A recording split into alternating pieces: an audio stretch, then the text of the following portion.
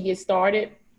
Coach Deloach is a good friend of ours, Coach Ward and I. She's been in the coaching game for a while, and she's been very supportive with her basketball team, her middle school team. She supported me since I've been supporting me, attending camps since I've been at Haas Community College. I am in the process now of establishing my credit and to buy a home. And as I was talking to people, I heard one guy, Coach Bradley said, I didn't start making money until I got my credit going straight and got my credit on the right track. For me, I don't have credit. I have no credit cards. I have nothing. I have no line of credit. If you Google my name, you won't even pull a credit score up, because I've never established credit. So I wanted Coach Ward to give Coach Deloach so she can come on and speak to you guys, because had I known now back when I was your age, I would probably be rich right now. So I wanted her to come on and talk to you all about the importance of credit, establishing credit, and all the good things that she has to talk about with credit. Please, please, please pay attention. This is a part of our life skills. Life skills are things that we go through so that we can be prepared for life after college, after we graduate, okay? So please take heed to this. You may have your parents or someone that you know, an uncle or aunt, who may need help with their credit, and this is what Coach Deloach does. And she, you know, it's nothing that she does for free, but it's well worth every dime, making sure you have great credit. All right? Okay, Coach, it's all yours. Okay, thank you so much for that introduction. Again, thank you to you and Coach Ward for reaching out to me. I am honored and privileged. And I do come to the games with your former coach all the time. She's gonna call me Miss Anna Jackson. Say, Yeah. Deloach, come on. The girls play tonight. You ready? I got your seat saved for you. Awesome. I said, I'm on my way, Miss Jackson. And so thank you all both. I'm honored. And I know you all got out of practice, and I know the girls may be a little fatigued. So we're going to go through this, and I'll give them an opportunity at the end to ask any questions that they may have. So I played basketball. I was on full scholarship, more academically as well, at Tougaloo College, right? And so I'm at Tougaloo College, sophomore year. I get pregnant, right? Playing basketball, I get pregnant. Have a daughter at 21.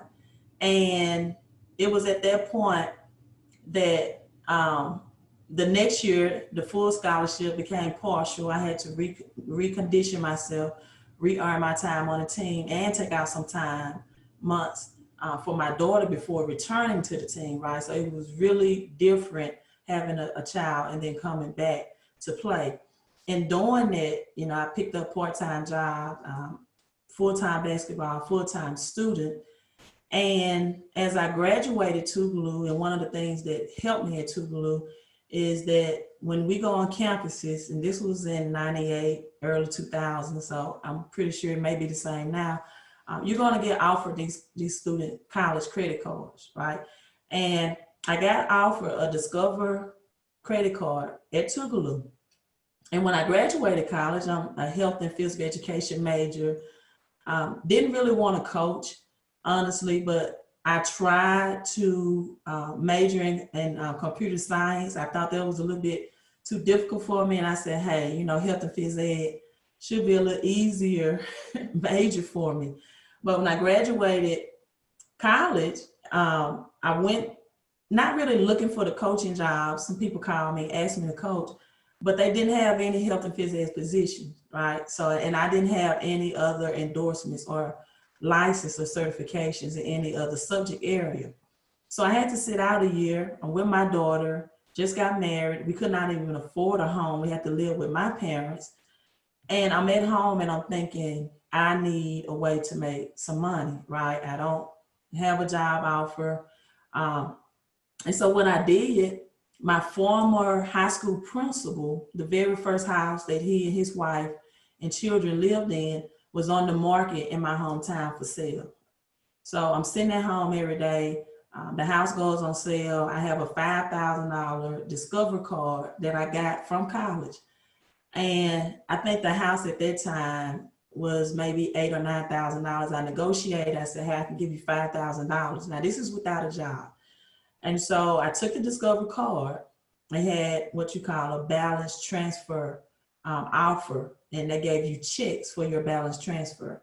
So I transferred the $5,000 credit limit off of the card by writing the checks to myself and depositing to my checking account or my bank account. And from that money, I purchased a home. And I purchased a house. I got contractors to come in. Again, I didn't have any money. And I made an agreement, a negotiation with them. And I said, listen, if you do these repairs for me, upon the sale, I will pay you out this much and this much. So my then husband at the time worked at Home Depot. And so he was able to get some things discounted. And that was my first experience of using credit in a very positive way to create cash flow. Now, credit in the Black households is a very taboo topic, right? Most you hear sometimes is, you know, when you go off to college, don't get those credit cards. And credit is often looked at in a negative way, but it can be used in a very positive way. And I want to, you know, teach you or show you the both positives and negative parts of credit. Also, I go to high schools throughout the state of Mississippi, or I was going through high schools before this pandemic hit. And I teach high school students about credit. And a lot of them at the age of 18, some things that they face is parents put utilities in their names and they didn't pay those utilities. And now those utilities are collections showing on their credit report or charge-offs on their credit reports. Or a parent put an apartment in their name and the eviction came. And now that eviction notice is on their credit report at the age of 18. So it's a great, if there are better ways for parents to help young adults like yourselves in a positive way with credit. And there are also negative ways like I just discussed. Now, one of the positive ways, I told you about the negative. One of the, let me, PowerPoint zoom in. Trying to just, okay. One of the positive things you can do with your credit or your parents can do for you is called adding you as an authorized user. So you may want to take notes on this because I don't have it in the PowerPoint presentation. It's just something that is flowing with the, if you're taking note takers, just know that note takers are money makers. So it's better to have a long pen or pencil than a short memory, right? So be note takers, and I know you're doing it in your academics as well. And so AU is abbreviated for authorized users. Some of the positive ways that your parents can help you establish good credit at the age of 18 is that if they have positive credit reporting on their credit cards, and Coach Reed, you can do this for your son. It's no age barrier. If a parent, even at an infant, that baby is born 3-4 months, you want to add that baby as an authorized user, just make sure that it's a credit card that you're paying well, paying on time, and that child will begin to establish credit at an early age. So when they begin to be 18 and you creating your credit profile, they are inheriting their parents' good payment history, right? That's something I did for my daughter, and when she became 18, she began her credit at in the 800s, right? So let me break down to you what a credit report card would look like. What's a good credit score? What's not a good credit score? So the lowest your credit score can be is in the 300s, right? If you're anywhere between 300 and 560, that's considered a very bad credit score. In the 650 range is a bad credit score, right? When you get into the 680s, 700, 720, 750, those are good credit scores, right? And 850 is the A+ perfect credit scores. And I work with a coworker, a Caucasian male. I had never seen a perfect 850 credit score, but he has a perfect, and I've been through my travels and doing this with credit. I've seen, you know, a couple of 850 credit scores. So that means you are perfect. Now I won't break down the profile, but I will tell you this: one of the things that helps you have a perfect 850 credit score as an adult is taking those steps at the age of 18 to understand how to establish good credit and having good credit history reporting on your credit report. So the longer you have good credit reporting, the better chances as an adult to be in that A plus between a 730 and an 850 range. Now, however, if you have above a 730, 750, and 850, you can get some of the same interest rates and benefits as someone with a perfect credit score, right? So this is like a grading scale. If you're, again, 300 is the lowest. If you're 350, 600 would be considered an F. If you're between 600 and 639, a D. I think these numbers are a little bit skewed. 639 and let's say a 678 is what it should be, a C, like a C grade. And then if you're at, and let me say this, between a 600, usually a 640 is where most people get approved for mortgage loans, right? So that's between a C and B. But once you get that threshold of being above a 680, 720, 750, right, you're considered an A or a B plus. So that's where you want to be score-wise with your credit. Now, this is just an example of the different interest rates or total interest paid. If you purchase a vehicle, for example, for $20,000 over 6 years, right, this is what a typical score range would equivalent or equal up to in your interest payments. Now, if you look on this slide, it says FICO score range. Now, there's two things I'm going to ask you all to make sure you have a Credit Karma account. But Credit Karma is not your FICO score. When you see Credit Karma, it's going to say Vantage score. It's going to say Vantage score 3.0. FICO, F-I-C-O, is the credit score that banks and lenders use, right? And so your true credit score is FICO. But I tell people to have Credit Karma in place so that you can look at your Equifax and TransUnion credit reports. Now, there are 3 credit agencies. It's 3. And all of them have different credit scores for you. It's going to be Equifax, TransUnion, and the third one is Experian. A lot of people think that credit agencies, and a lot of people usually refer to them as credit bureaus, is federal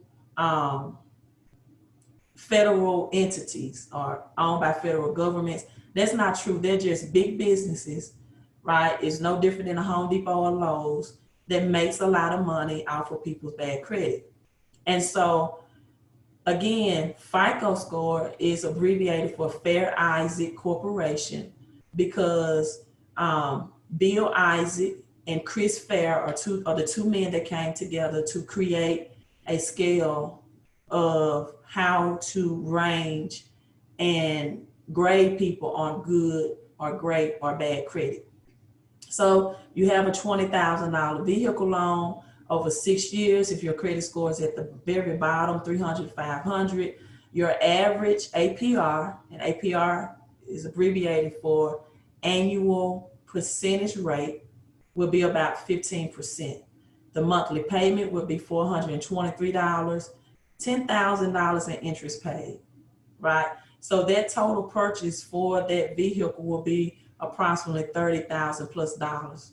That's the cost of having bad credit. And a lot of times, often in the Black and brown community or people with low income, when they go to purchase a vehicle, their only means of concern is, can I afford the monthly payment? They never look at the contractual agreement or the interest rate. and they never look at how much will I be paying in interest. Two things you all need to know is that what the principal of a loan is and what the interest of the loan would be. The principal, this is something you would want to put in your notes as well, because I'm going to go into student loans, being that you all are college athletes, right? The principal of any loan is the amount that you originally borrowed, right?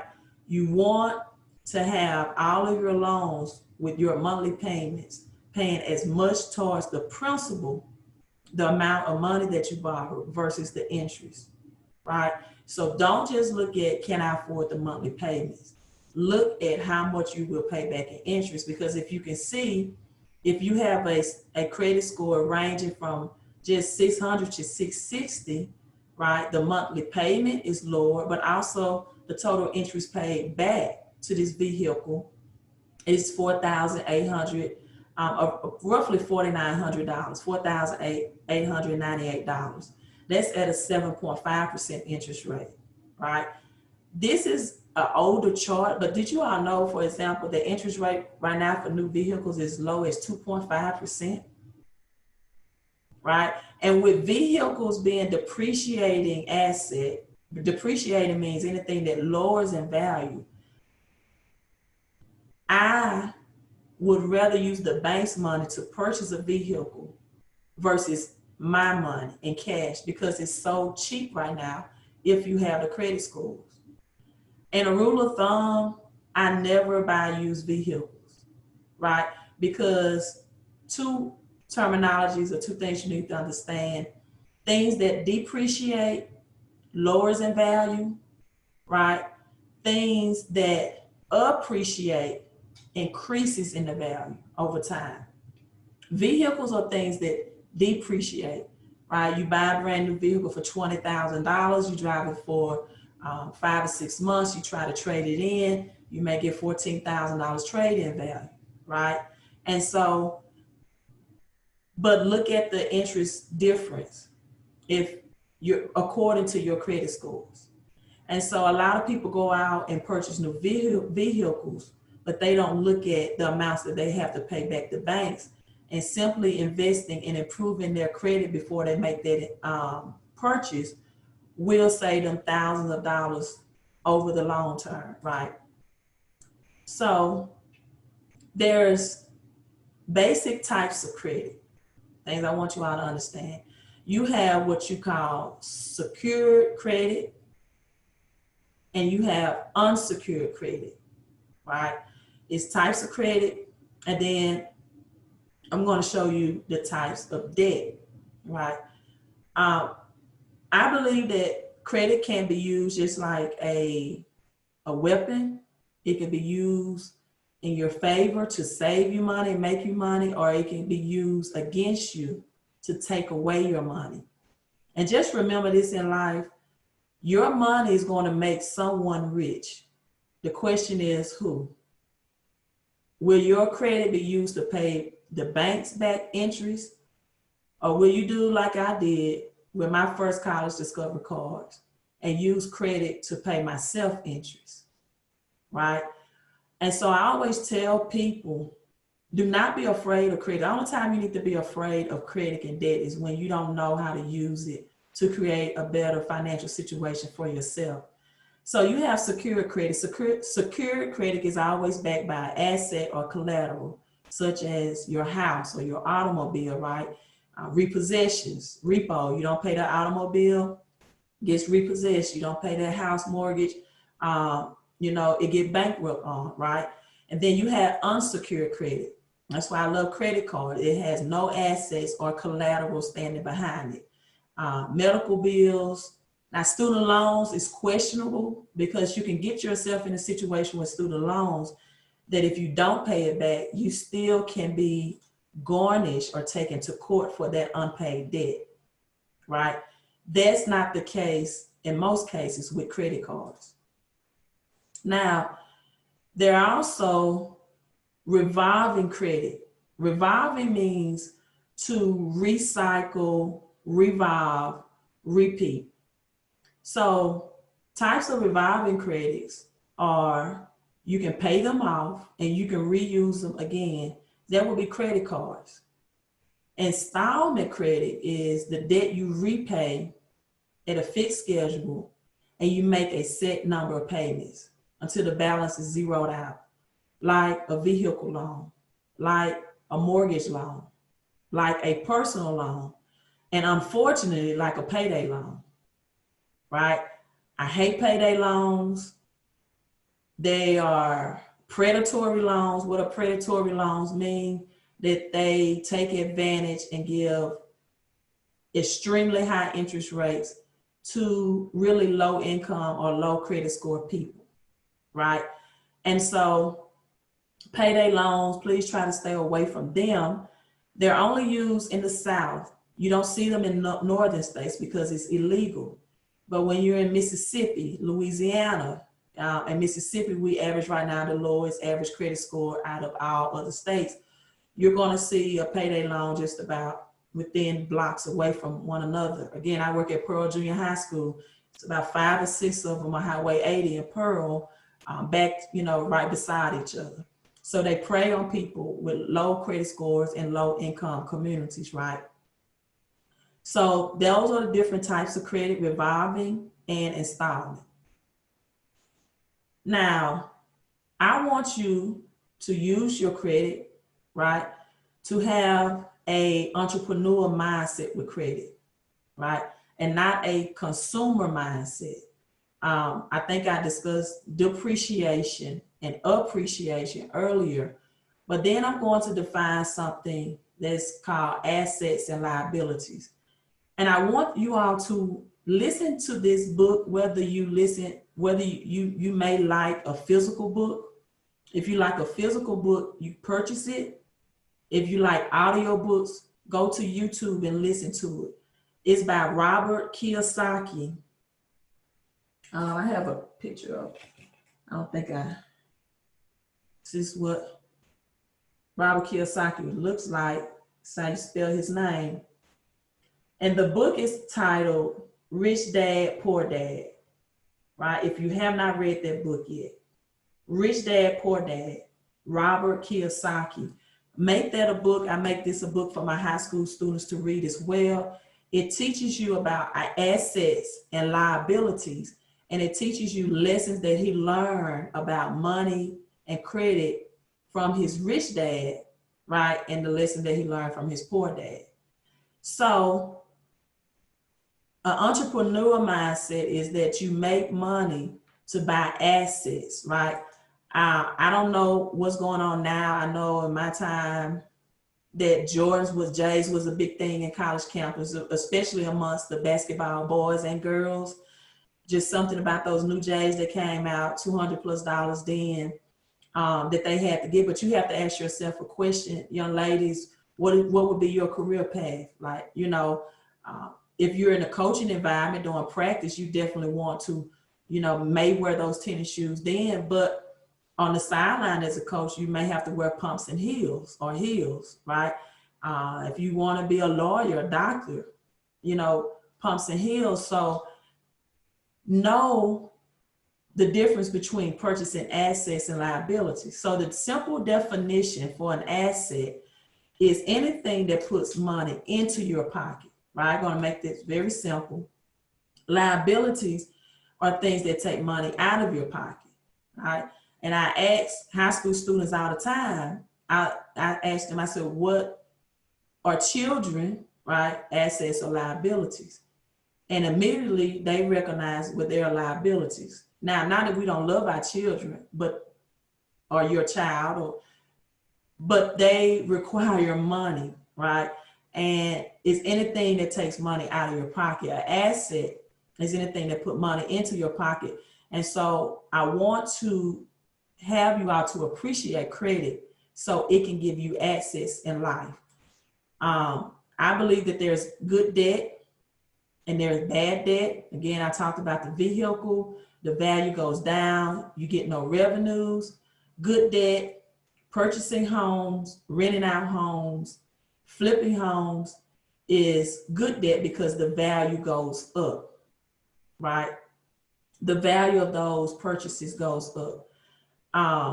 And I don't know, some of you may have part-time jobs now, but the whole concept of working, and which I want to get to you at an early age, is you don't want to be in what I call the rat race cycle, where you're continuously working for money, and then you work to pay off bad debts, and then now you're without money because you accumulated bad debts, and then you have to work again for the money to only continue that cycle over and over again to pay off bad debts. And then you're continuously working and working, right?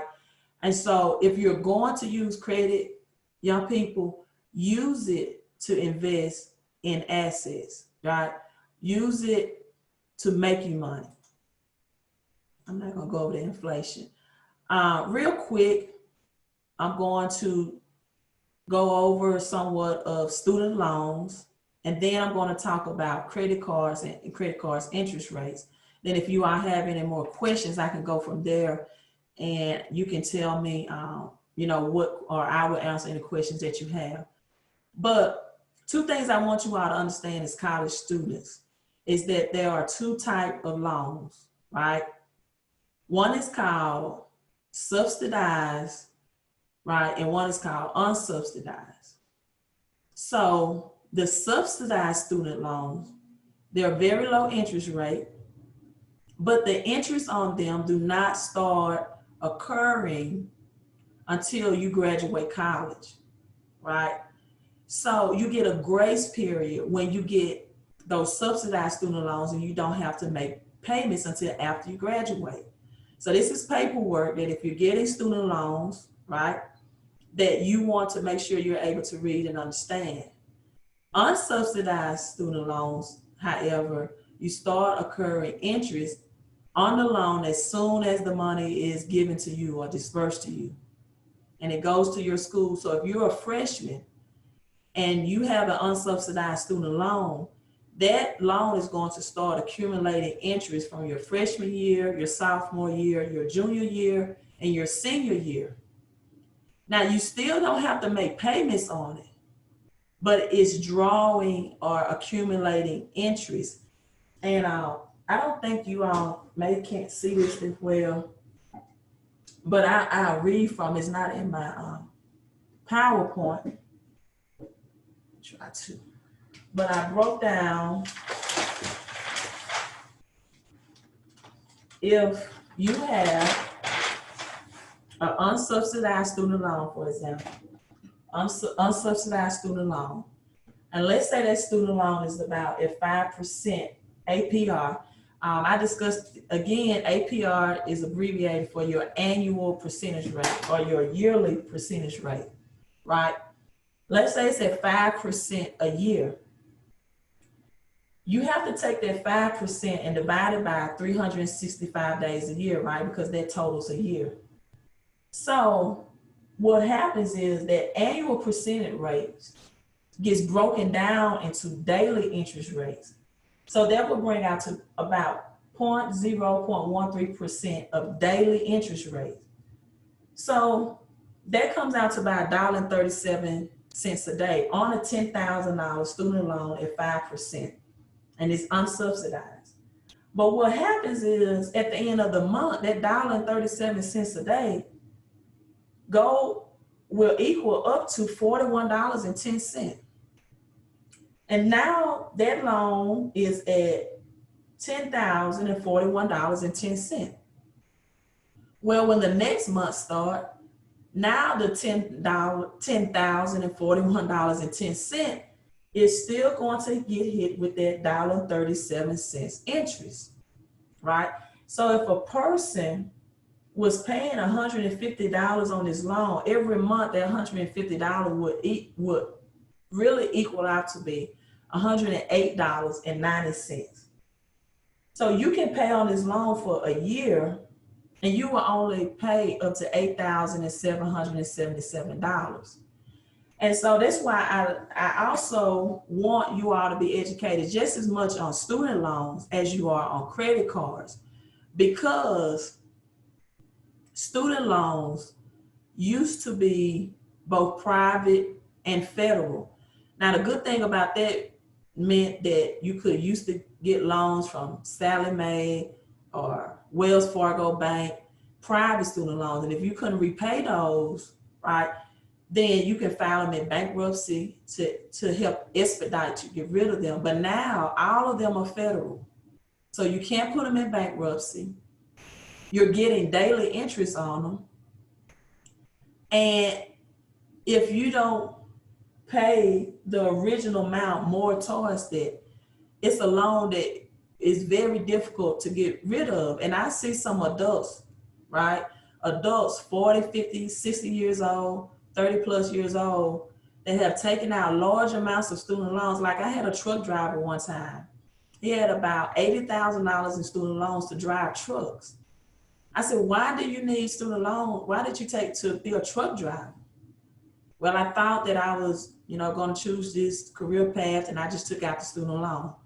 I see a lot of people abuse student loans because they are so easy to get. And I ask them all the time, why do you think the system is set up where it's easier for you to get student loan versus business credit so you can invest? And these student loans hurt people. I mean, $200,000 student loans hurts them later in life. They can't buy houses. They can't,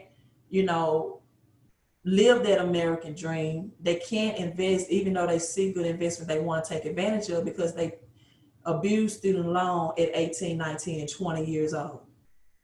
Another thing I want, and I'm ending, and I'm going to allow you all to ask questions. If you get Pell Grants back, and people have a budget for these three things, right? Your food, your fun, the alcohol, and extracurricular activity, smoking can be expensive. I know you are probably not doing that, and finance yourself. You get your Pell Grants back, put 60%, 70% of that in a bank account, preferably like a CD account. And if you don't have credit, you might be saying, well, Coach Deloach, right now, I don't have any credit. I don't have anything. That's actually great. I'd rather you have no credit, like a blank sheet of paper, than to start off with bad credit, right? So step one, make sure you check your credit score. Get a Credit Karma account. And also go to, wish I would have typed this out, Experian.com, and get a free account with them, because again, there are 3 credit agencies. So you never have the same credit score for all 3. They report different things. So I don't even know if you can see it on my whiteboard. Experian.com, EXPERIAN.com is also have a free credit monitoring system for you. Experian will show your FICO score, which is your true score, but Credit Karma will at least show you what's on Equifax and TransUnion. Set up an account with those, right? That's your to-do list, right? And see where you stand. See if you have any negatives on your credit report. And again, just know anything over 680, you're good. If not, we have some building to do, right? Know what student loans you are getting. Now, these are some of the best recommended credit cards for college students. I, again, added my daughter as an authorized user on my good paying credit cards. If your parents have bad late payments on that credit card, please don't add your name to it, right? It's going to hurt you. Make sure mom and daddy, they might, yeah, baby, I pay this on time. Well, mama, let me set up this Credit Karma and Experian account for you and make sure, right? Because adding your name to that will hurt you and damage you more than help you. But if they have good credit cards, ask to be an authorized user. These are some very good low interest rate credit cards for college students. When I say low, 0%. And then even if you have a certain GPA, they will give you perks, and you get what they call cash back on what you spend. Now, I didn't really elaborate on the slide that I had inflation up there, but let me define it. Let me tell you what inflation is. Let me go back to this slide. So these are Discover It. Read this before I go. Bank of America Cash Rewards credit card for students. Your Chase Freedom Unlimited credit card. Your Wells Fargo Cash Back college card. And again, the Discover It student cash back. Now, I talked about APR with student loans. Let me break down APR for credit cards. Now, some of these credit cards will have something called a 0% introductory APR, meaning that it's only for a certain time frame. It may read 0% for 12 months, 15 months, 18 months. That means in those time frames for the purchase you make, you're not going to get charged any interest. However, if you don't pay those balances off in full for your purchases, at the end of that 12 months or 15 months, they will start back from day one and back charge you interest. Now, let me tell you something that a lot of people don't know. That if you pay your credit card bills full every month, no matter if you get a 0% introductory offer or they tell you it's going to be 12% on your purchases or 7% or 18%, if you pay them out full every month, you will never get charged interest. Ever. Don't tell me you all know this. I'm going to be honest with you. I had to learn it from the Caucasian community. I did not know. It blew my mind. I asked my coworker who had the 850 credit score, who's the coach at Pearl. I said, well, how much interest rate does that credit card give you? He said, I don't ever pay interest on my credit card. I said, how is that possible? He said, because I pay my balance out full every month, right? And when you do that, you only get charged interest on the balances that you carry over. I did not know that. So that's why I'm so excited to teach you all at an early age. When you all create your Credit Karma account, there's going to be something on Credit Karma that says your statement date on your Credit Karma. Your statement date is the date that your balances report to the 3 credit agencies. So if you pay your credit cards on the statement date, you got to take notes on these too, not the balance due date, you will maintain a higher credit score. Your balance due date on a statement and your statement dates are not the same, right? And so what I do, for example, my statement date sometimes on my credit card is like the 15th, and they differ from every card. That's why I encourage you all to create a Credit Karma account, because that's the only site that will let you know what your statement dates. It will have the reporting date. They report on this date. You can call and request your balance due date to be whatever you want it to be. I have all my credit cards balance due date on the 28th of every month. Pay, if you have your due date behind your statement dates, pay your credit card or cards on the statement dates, but have your balance due date set behind the statement date so you will not get late. And please try to have your payment on your credit cards connected to your checking account. Preferably automatically pay so you don't forget. You know, you're traveling on the road, you got games, you got school, so you don't forget to make those payments. Credit cards are the best way, when used responsibly, to create and establish good credit. Another thing about credit cards, I talked about, they give you cash back. All right, inflation means the everyday rising pricing of our goods and services, right? A $20 bill could not purchase in 2020 what it purchased just 5 years ago in 2015. So when you use credit cards like cash to make purchase for your food, when you all are going shopping, stocking up your dormitory rooms, you get 5% cash back on that through certain credit cards. When you get that 5%, that helps combat the 3% of the pricing increases on your groceries, right? On your food, on your gas. And so that's why I like credit cards as well, because it helps you establish good credit.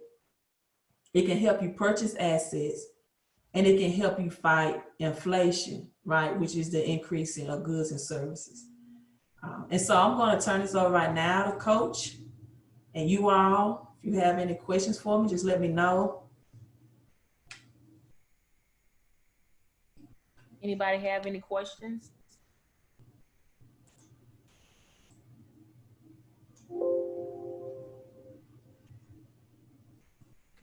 Everybody fine? Everybody good? And if you have questions you think of later on, yeah, I'd be glad to come back and break this down. But just do that homework assignment, do your do nows, and if you don't have Credit Karma and Experian, make sure you set those up so you can at least see where you stand credit wise. And I know a lot of you, well, I know y'all not working right now, and I wouldn't advise you to go get a credit card with no cash flow to pay it off. Right. And because at a young age, credit cards can look really good, and you can really load them up. And if you're not paying them, now you're establishing bad credit for yourself, and that's hard to clean up. And that's what Coach does. She helps people clean up and reestablish or establish credit. And that's you know, that's something that you can avoid if you do the things that she just told you about. One thing that I would ask you to do, like if your parents have good credit and they have credit cards they pay off that you know about, I would definitely go the route that she talked about being an authorized user. I would definitely consider that component. Student loans, I don't want y'all to get excited. Y'all, we cannot do student loans because you are on scholarship. Student loans will affect your scholarship, and it'll throw your scholarship out the door, and because you can't be awarded too much money. So I don't want you guys to go and be trying to apply for that. But other than that, if you guys have any questions, if you call your parents, talk to your parents, and your parents say, well, you know what, I need help get my credit back on track so I can put you on as authorized user. If they do that, if they need that, you know, get with Coach Ward. And Coach Ward can give you Coach number. I don't know if you're taking new clients, Coach, or not.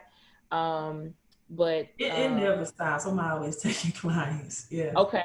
Yeah. So if they need help as well, you know, she can definitely help them out. So, coaches, anybody, y'all have any questions? Everybody good? All right. Well, everybody unmute yourselves and let's give Coach Deloach 5 hand claps. Unmute yourselves and we on go. Oh, no. On go. 3, 2, 1, go. Well, this is horrible. Sorry, Coach. This is Zoom. Yeah, I had no problem. Thanks for the virtual love, though. I felt it. That's good. Appreciate you. I'm looking forward to coming to the games. Yes, awesome. Thank you so much. We appreciate you. All right, y'all have a good night, ladies. You too. Do the same. Good luck this season, ladies. Thank you. Thank you. Coach. Thanks. All right, thank you. Thanks. All right, bye-bye. Bye-bye.